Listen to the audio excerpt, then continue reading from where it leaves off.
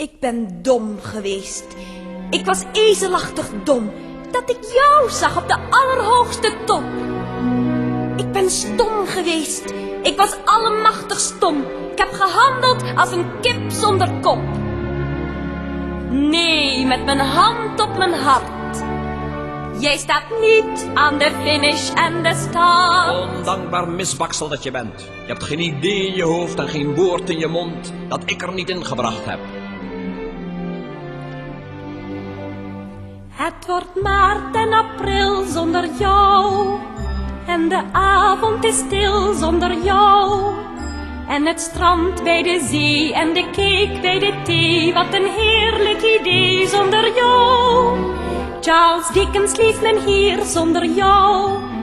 Ook trekt Shakespeare zich geen spier aan van jou. En het graan gaat eraan door een Spaanse orkaan. Ja, zelfs dat blijft bestaan zonder jou. Ik kan zonder jou. Jij kan voor mijn part vertrekken. Het kan me niet vervriest het vreselijk vinden. En ze blussen een brand zonder jou. En ze kussen mijn hand zonder jou. Een vooraanstaande vrouw word ik heus net zo gauw zonder jou. Onbeschaamd schepsel dat je daar bent. Het wordt weer eb en het wordt weer vloed.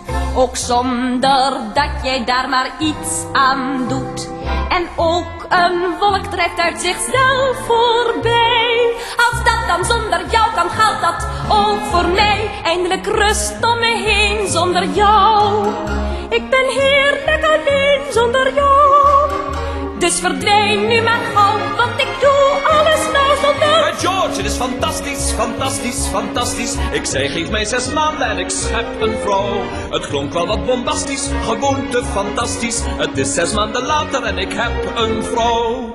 Eliza, je bent geweldig. Nog geen 5 minuten geleden was je een blok aan mijn been, een molend steen om mijn nek. En nu ben je een rots van kracht, een onverslaanbaar slagschip. Eliza, zo mag ik je.